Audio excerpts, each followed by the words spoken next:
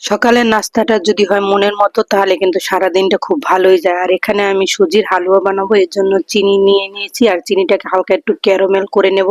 চিনিটা হালকা ক্যারামেল হয়ে গেলে তারপর দিয়ে দেবো এখানে দুধ। দুধটা আর চিনিটাকে এখন ভালোভাবে মিশিয়ে কিছুক্ষণ জাল করে নেব। চিনিটা যখন দুধের সাথে একদম গলে যাবে তখন দিয়ে দেবো এখানে পরিমাণ মতো সুজি। আর সুজিটা দেওয়ার পর এটা কিন্তু অনবরত নাড়তে হবে যতক্ষণ না বলক চলে আসে। না হলে কিন্তু সুজিগুলো একদম দলা পেকে যাবে। আর এই তো সুজির বলক চলে এসেছে, এখন আমি এর ভিতরে একটা তেজপাতা, দারচিনি আর একটা এলাচ দিয়ে এটাকে এখন কিছুক্ষণ জাল করে নেব।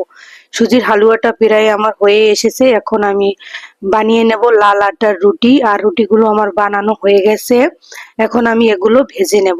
আর রুটিগুলো সাবধানের সাথে ভাজতে হবে, কারণ লাল আটার রুটিগুলো একটু নরম হয়, এর জন্য আস্তে আস্তে করে এগুলো একদম সেকে নিতে হবে আর ঠান্ডা করেও নিতে হবে সাথে সাথে, নালে একসাথে থাকলে গরম অবস্থায় একদম দলা পেকে যেতে পারে রুটিগুলো, লাস্টে কিন্তু খেতেও ভালো লাগবে না। এই জন্য রুটিগুলো ভাজার সাথে সাথে আলাদা করে ঠান্ডা করে নিতে হবে। আর এই তো আমার রুটিগুলো ভাজা হয়ে গেছে, এখন আমি রুটিগুলো ঠান্ডা করে একসাথে তুলে নেব।